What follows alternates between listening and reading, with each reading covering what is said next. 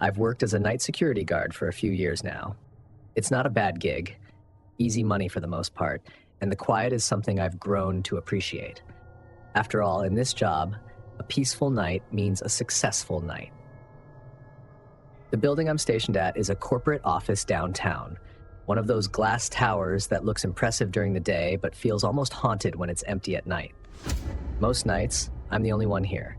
I sit in the security office, monitor the cameras, patrol the hallways a couple of times, and lock up the place. It's monotonous, but I prefer it that way. The quiet hum of the building's systems, the soft glow of the security monitors, it all became routine. Then there's Martin. He's the janitor on the same shift as me, and from the moment I met him, something about him didn't sit right. He's an older guy, probably in his late 50s or early 60s, with thinning gray hair and a way of moving that's too quiet. I don't know if it's his hunched posture or the way he always seems to appear without making a sound, but I can never shake the feeling that he's watching me, even when I don't see him. At first, it was just a gut feeling, nothing I could put my finger on. He was polite enough, keeping to himself and occasionally nodding if we passed each other in the hallways. But over time, the strangeness started to add up. One night, I was doing my usual rounds, checking the locks, walking the hallways, when I saw him standing in one of the empty offices on the 16th floor. The lights were off, but the glow from the hallway illuminated him just enough. He wasn't cleaning. He was just standing there, staring out the window. His reflection in the glass looked wrong, distorted, somehow. I stood there for a moment, unsure of whether to say something. It felt like I was intruding, even though I was technically the one supposed to be there. Finally, I cleared my throat. "Everything okay, Martin?" I asked, trying to sound casual. He didn't turn around, completely ignoring me. He just kept staring out the window. I waited a few more seconds before walking away, the unease settling deep in my gut. That was the first time I felt like something was seriously off with him, but it was just the beginning. Over the next few weeks, I started noticing other things. Small things at first, but enough to raise alarm bells in the back of my mind. For one, Martin would always be in places where he had no reason to be. The janitorial staff had their designated areas, but I'd find him wandering the upper floors at odd hours, sometimes just standing in the middle of a hallway, as if waiting for something. The worst part? He would always seem to vanish the moment I turned the corner. I'd see him in the reflection of the glass doors, but by the time I reached that spot, he was gone. I tried telling myself I was being paranoid. It's easy for the mind to play tricks when you're alone at night in a massive, empty building. But then things started happening that I couldn't explain. It started with the cameras. One night I was watching the security monitors when I noticed static on one of the feeds. That's not unusual. The cameras glitch from time to time, but this was different. The static would flicker for a second, and then Martin would appear on the screen, standing perfectly still in a hallway I knew I had just checked. He wouldn't move, wouldn't clean, just stand there, staring at something off camera. Then, just as suddenly, the feed would cut out, and when it came back, he'd be gone. At first, I chalked it up to a technical error, but it kept happening. Always the same camera, always the same unsettling image of him standing in the middle of the hallway, staring into nothingness. And then there were the items. Things started going missing from my desk. A pen here, a key card there. I thought maybe I was just being careless until I found them in strange places. An office supply closet that hadn't been used in months, or a stairwell nobody ever used. How were they getting there? And why? The night everything changed, I had decided to confront Martin. I couldn't shake the feeling that he was somehow involved in the strange happenings around the building. I didn't know if he was messing with me, trying to scare me, or if something darker was going on, but I needed answers. It was a little past 2 a.m. when I saw him again on the cameras. He was on the lower level, near the basement, a place he never had any reason to go. I watched as he stood outside one of the maintenance rooms, his hand resting on the door. This time, I wasn't going to just watch. I grabbed my flashlight and headed downstairs, moving as quickly and quietly as I could. The lower level was colder than the rest of the building, the air thick with the hum of the HVAC system. My footsteps echoed off the concrete walls, amplifying the growing sense of dread in my chest. When I reached the maintenance room, the door was slightly ajar, and Martin was nowhere to be seen. I hesitated for a second before pushing it open. Inside, the room was filled with cleaning supplies, tools, and spare parts for the building's systems. But something felt wrong, off somehow. I shined my flashlight around, the beam cutting through the dimly lit space, and that's when I saw it. A door. Not a regular door. This one was hidden behind a large metal shelving unit, almost as if someone had intentionally tried to conceal it. My heart raced as I moved the shelf aside, revealing the door fully. There was no handle, just a small keyhole and a rusted plaque that read, "Authorized personnel only." I knew I shouldn't go in. Every instinct told me to turn back, to leave this room and forget I had ever seen it. But my curiosity and fear drove me forward. I found a key on one of the shelves that fit the lock, and with a deep breath, I turned it. The door creaked open, revealing a narrow stairwell that led down into darkness. I don't know what possessed me to go down those stairs. Maybe it was a need to prove to myself that I wasn't losing my mind, that there was a logical explanation for everything that had been happening. Or maybe it was the realization that I couldn't live with the uncertainty anymore. The stairs seemed to go on forever, the air growing colder and heavier with each step. The smell hit me first, musty, damp, and something else. Something metallic. My flashlight flickered as I reached the bottom, casting long, distorted shadows against the cracked cement walls. At the end of the hallway was another door, this one even older, its wood warped and splintering with age. I hesitated, my hand trembling as I reached for the handle. The cold metal sent a shiver up my arm, and with a sense of impending dread, I pushed it open. What I saw inside will haunt me for the rest of my life. The room was small, no bigger than a storage closet, but it was filled with items. Boxes and shelves overflowing with photographs, clothing, personal effects, and then there were the more disturbing things. Tufts of hair, blood-stained rags, and bones. I stumbled backward, barely able to comprehend what I was seeing. In the center of the room was a small, rusted cot, and on it lay a faded photograph of a family, Martin's family. Suddenly, the door behind me slammed shut. I spun around, my flashlight beam shaking as I frantically searched for a way out. And that's when I saw him. Martin. He was standing in the doorway, his expression calm, his eyes glinting in the dim light. He didn't say a word, didn't need to. The look in his eyes told me everything I needed to know. He had been waiting for this moment. "You shouldn't have come down here," he said softly, his voice barely above a whisper. I took a step back, my heart racing, my mind scrambling for a way out. "What is this place?" I asked, my voice shaking. Martin smiled, a slow, sinister smile that sent chills down my spine. "This," he said, gesturing to the room around him, "is where I keep the things I care about." I felt bile rise in my throat as I realized what he meant. This wasn't just a storage room. It was a shrine, a tomb. I didn't wait for him to make a move. I bolted toward the door, pushing past him with all the strength I could muster. He reached out, trying to grab me, but I managed to break free, running up the stairs 2 at a time. I could hear him behind me, his footsteps heavy and deliberate, but I didn't look back. I burst through the door at the top of the stairs, slamming it shut behind me. My hands shook as I fumbled with the lock. I didn't stop running until I was back in the security office, slamming the door and locking it behind me. I called the police, my fingers trembling as I dialed, barely able to explain what had happened. The police arrived within minutes, but when they searched the building, Martin was gone. The room in the basement was exactly as I had left it, but there was no sign of him. They found evidence enough to launch a full investigation, but to this day, they've never found him. I quit the job the next morning. It's been months since that night, but I still can't shake the feeling that he's out there, watching, waiting. And sometimes late at night, I swear I can hear the sound of his footsteps echoing down the empty hallways, just like before. Only now, I'm not there to stop him.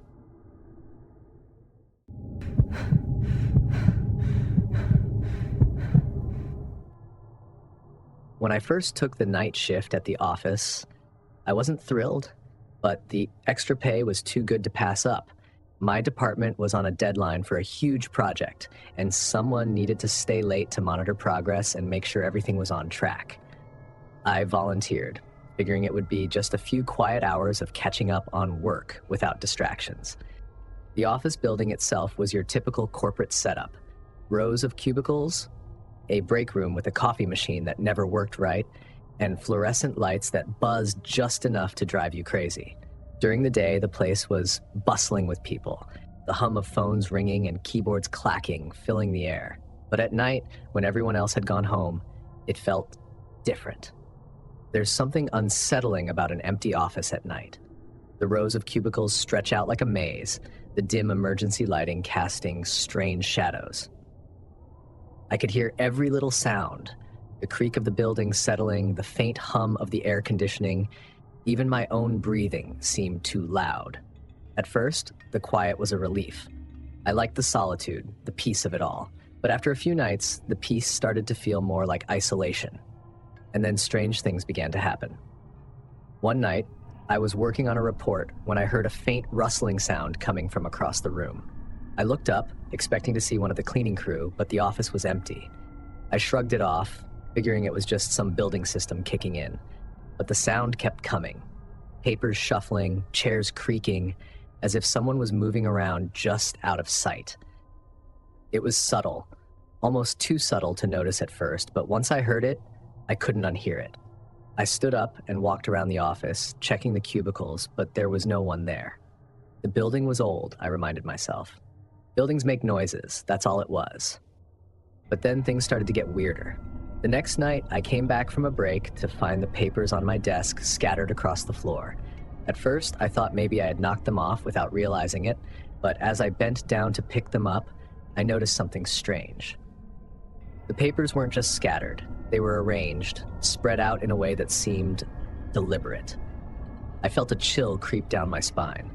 I was the only one in the office, wasn't I? I checked the security system. All the doors were locked, and no one had come in or out since I arrived. I laughed it off, telling myself I was just being paranoid, but I couldn't shake the feeling that I wasn't alone. That's when the footsteps started. It was late, probably close to midnight, and I was working on some spreadsheets, the glow of my monitor the only light in the office. I was deep into my work when I heard it. Footsteps, echoing down the hallway just outside the cubicles. I froze, my fingers hovering over the keyboard. The sound was unmistakable. Someone was walking down the hallway toward me. I strained to listen, trying to figure out who it could be. Maybe someone from the cleaning crew had arrived late, or maybe another employee had decided to pull an all-nighter. But no matter how hard I listened, I couldn't hear any doors opening or closing, no rustling of cleaning supplies, just those footsteps. I stood up, my chair creaking as I pushed it back. "Hello?" I called out, my voice sounding too loud in the empty office. No response. I stepped out of my cubicle, peeking around the corner into the hallway. It was empty. The footsteps had stopped.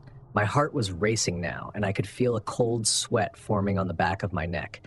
I tried to tell myself it was just my imagination, that I was hearing things because I was tired. But deep down, I knew something was wrong.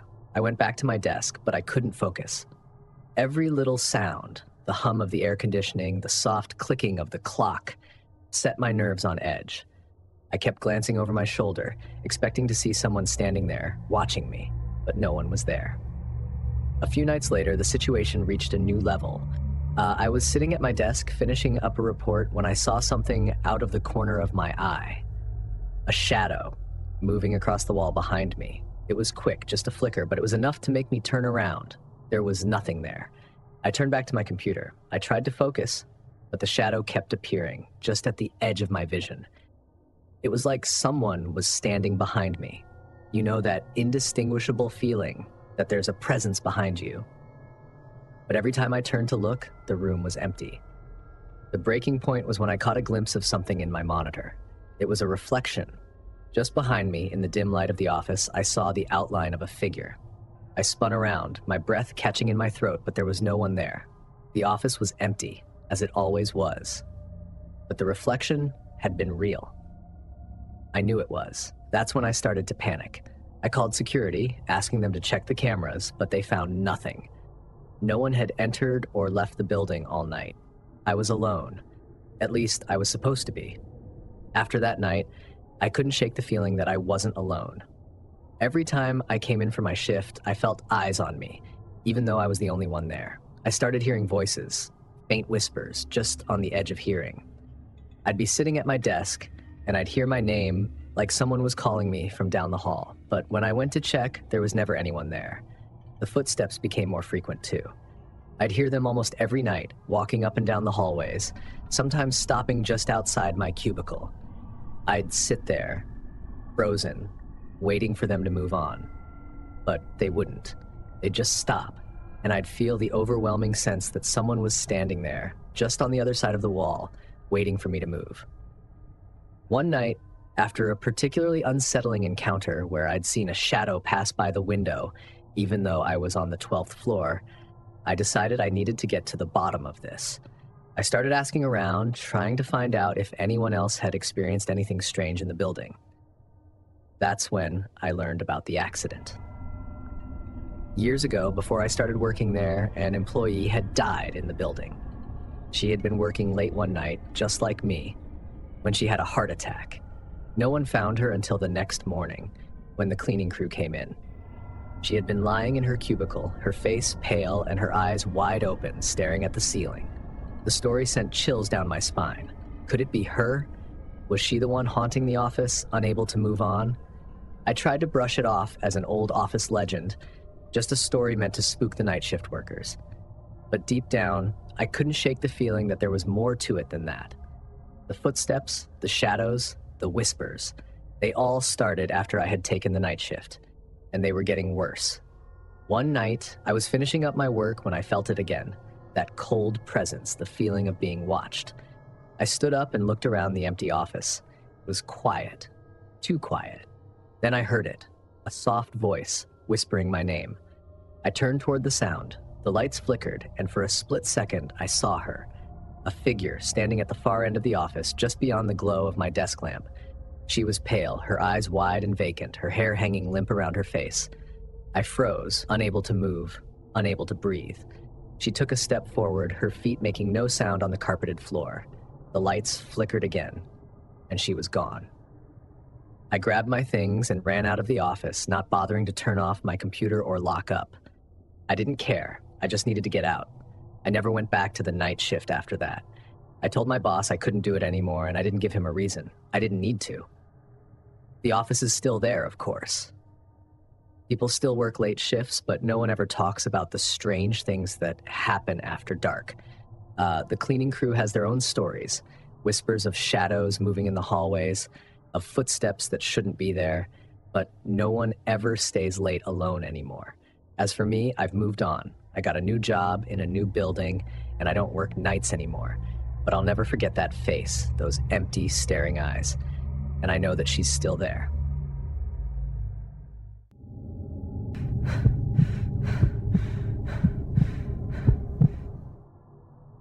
I've been working the night shift at this warehouse for about 6 months. Honestly, it's not a bad job. Boring, yes, but not bad.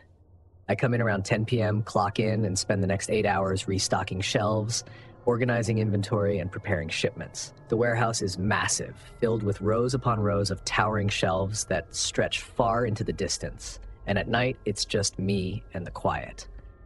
I'm not sure when it started. At first, I figured I was just tired. Working night shifts does that to you.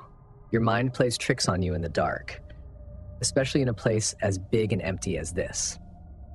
But lately, I've been hearing things. Little noises, footsteps, the soft creak of metal, and a faint scratching sound like something being dragged across the floor. I tried to brush it off, thinking it must be rats or pigeons. But something about the way those sounds echoed through the warehouse, bouncing off the concrete floors and the towering shelves, felt off. Like someone was in here with me. But that's impossible. I'm the only one working the night shift. At least that's what I thought. The first time I really noticed something strange, it was a Thursday night, a few weeks ago. I was restocking one of the back aisles, the kind that doesn't get much foot traffic even during the day. I had a pallet of boxes to unload and was deep into the task when I heard it. A faint clatter, like something had fallen over. I paused, the sound echoing through the aisles, and for a moment I stood there, listening. Nothing. I shook my head, figuring it was just something that had shifted on the shelves. But then I heard it again. This time, closer. I grabbed my flashlight and peered down the aisle. Everything seemed normal. The shelves were in place, the boxes stacked where I'd left them. I stood there for a moment, straining to hear anything else, but there was only silence. I shrugged it off, trying to convince myself that I was being paranoid. It was just the building settling. That's what I told myself. Until the following night, I was organizing inventory near the back of the warehouse, the farthest point from the loading dock. The lights were always dimmer back there, and the air felt cooler, almost like the temperature dropped a few degrees the further back you went. It was probably just a quirk of the building, but it always made me feel uneasy. I was about halfway through my shift when I saw it, a shadow. It darted between the rows of shelves. My hand gripped the box cutter a little tighter as my eyes scanned the aisles. "Hello?" I called out, my voice echoing in the silence. No response. I stood there, waiting for the shadow to reappear, but nothing happened. I took a deep breath and moved closer to where I'd seen it, shining my flashlight down the aisle. But there was nothing. Just row after row of boxes and shelves, all neatly organized. I tried to laugh it off. Maybe I was just tired. It wouldn't be the first time my mind played tricks on me during a long shift, but something about the way that shadow moved, it didn't feel like a trick. Still, I pushed the thought aside and kept working, but I couldn't shake the feeling that I wasn't alone. The following week, the noises started getting worse. It wasn't just random clattering or the hum of the building anymore. I started hearing footsteps, clear, unmistakable footsteps. It always happened around the same time, sometime after midnight. I'd be working, minding my own business when I'd hear them. Footsteps echoing through the warehouse. Sometimes they seemed far away, but other times they sounded like they were coming from the next aisle over. I'd drop whatever I was doing and rush over, but no one was ever there. It didn't make sense. There were security cameras all over the warehouse, and I checked them whenever I heard something strange. Nothing. I was alone. But those footsteps, they were real. I know they were. One night, after hearing the footsteps yet again, I decided to check the security footage more carefully. I went to the management office and started scrolling through the feed. Everything seemed normal, until I got to the footage from the back of the warehouse. There, on the screen, I saw it, a figure. It was faint, almost like a blur, but it was there, moving between the rows of shelves, just like I'd seen in the corner of my eye. I paused the footage and stared at the screen. My heart was racing. I couldn't make out any details, just the shape of a person moving too quickly for the camera to focus. That's when I realized I wasn't imagining things. Something or someone was in the warehouse with me. The next night, I almost didn't come to work. I'd been feeling on edge for weeks, but I couldn't afford to miss a shift. Rent was due, and I needed the paycheck. So I clocked in, grabbed my clipboard, and got to work, trying to ignore the pit of dread in my stomach. Everything was fine for the first couple of hours. Quiet, just like it always was. But around midnight, things started to go wrong.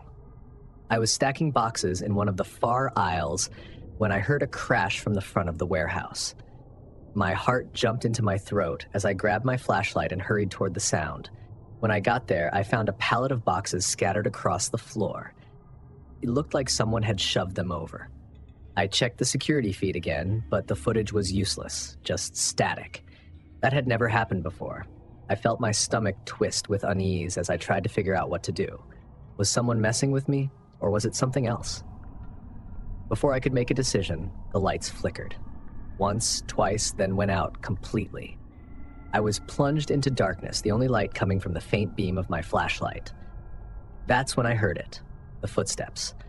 But this time, they weren't far away. They were close.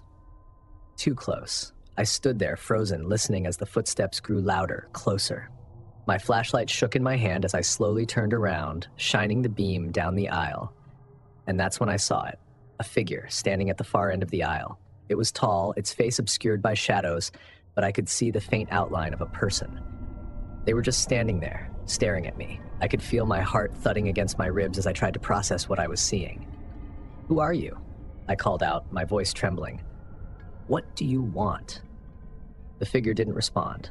I took a step back, my hands shaking as I tried to keep the flashlight steady. The figure didn't move, but I could feel its gaze on me, cold and unrelenting. And then, without warning, it started moving toward me. I didn't wait to see what would happen next. I turned and ran, sprinting down the aisle as fast as I could. I could hear the footsteps behind me echoing off the walls. I darted through the maze of shelves, trying to find a way out.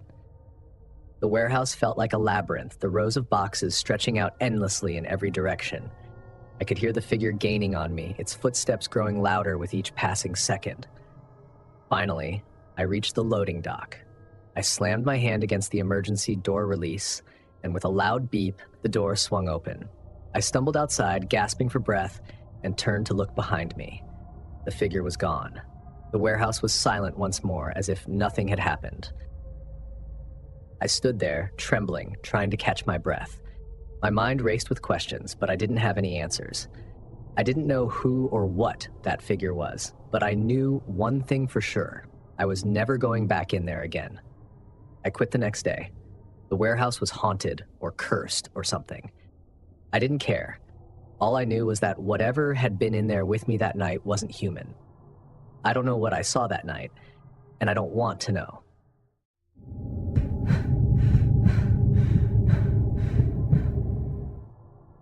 Driving deliveries for a small courier firm isn't my dream job, but it gets the bills covered. Most of the time, the work is straightforward. Pick up the package, drop it off, repeat. I usually do day shifts, but with the holiday rush, I was asked to cover some night deliveries. At first, I was fine with it. Driving through quiet streets with no traffic, listening to my favorite podcasts. On my first night, I was scheduled to deliver a few packages to a business district about an hour outside of town. It was already dark by the time I left the warehouse, the kind of cold, moonless night that made everything seem a little more sinister. Still, I wasn't too worried. I'd done late-night runs before and never had any issues. The business district I was heading to was a weird spot, though. It was part of an industrial park with rows of warehouses and offices tucked away in a remote area just off the main highway. The place was pretty much deserted after dark. No one worked there at night, which meant it was usually quiet. Almost too quiet. As I drove down the long stretch of road leading to the industrial park, I kept telling myself it was just another delivery. In and out. But something felt different that night. The air felt heavier, and there was a sense of unease I couldn't shake. I arrived at the industrial park just before midnight. The whole area was eerily silent, with only a few dim streetlights casting long shadows across the pavement. The warehouses and office buildings loomed like silent giants, their windows dark and uninviting.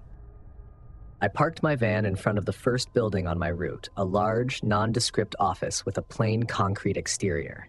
I grabbed the package from the back of the van and walked toward the entrance. It was supposed to be a simple drop-off, scan the package, leave it in the designated drop box, and go. But as I approached the door, I noticed something strange. The front door was slightly ajar, just enough for me to see the dim glow of a flickering light inside. That wasn't normal. The place should have been locked up for the night, with no one around. I hesitated for a moment, wondering if I should go inside and see if anyone was there, but my instincts told me to just drop the package and leave. I decided to leave it in the drop box and get out of there. As I scanned the package, I felt like someone was watching me. I couldn't explain it. It was just this creeping sensation that made the hairs on the back of my neck stand on end. I finished the delivery and quickly walked back to my van, trying to shake off the feeling. But as I climbed into the driver's seat, I glanced back at the building. The door was now closed. I told myself it was nothing. Maybe the wind had blown the door shut, even though I didn't hear any noise. Still, I couldn't shake the unease as I headed to my next delivery. This one was at a warehouse on the far edge of the industrial park, even more isolated than the first location. I followed the narrow, winding road that led to the building, my headlights the only light. The warehouse loomed ahead, its metal siding glinting faintly in the dim light. I parked the van near the entrance and grabbed the package. As I approached the door, I saw something. or rather someone, standing near the back of the building. At first, I thought it was just a trick of the light, but as I got closer, I could make out the figure of a man, standing perfectly still near the loading dock. He wasn't moving, just standing there, facing away from me. His posture was unnaturally stiff, like he was waiting for something. "Hey," I called out, my voice echoing through the quiet night. "You work here?" The figure didn't respond. He didn't move at all. I felt my heart rate quicken as I took a step closer, my hand tightening around the package. Something about the way he was standing, the stillness of it, sent a chill down my spine. I took another step forward, but just as I did, the figure vanished. I blinked, my mind racing to make sense of what I'd just seen. 1 second he was there, and the next, he was gone, like he just disappeared into thin air. I felt a wave of nausea wash over me as I quickly dropped the package off and rushed back to my van. I started the engine, my hands shaking, and sped out of there without looking back. The rest of my deliveries were supposed to be routine, but after the encounter at the warehouse, I couldn't shake the feeling that something was terribly wrong.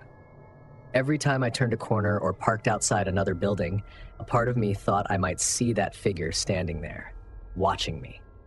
It wasn't until my final delivery of the night that things really took a turn for the worse.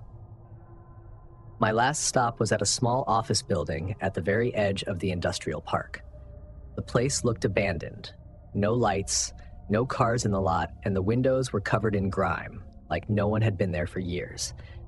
But the address matched the one on the package, so I figured it was just an old building that hadn't been updated in the system. I parked the van and got out, the cold air biting at my skin. The silence was deafening, broken only by the soft crunch of gravel under my boots as I walked toward the building.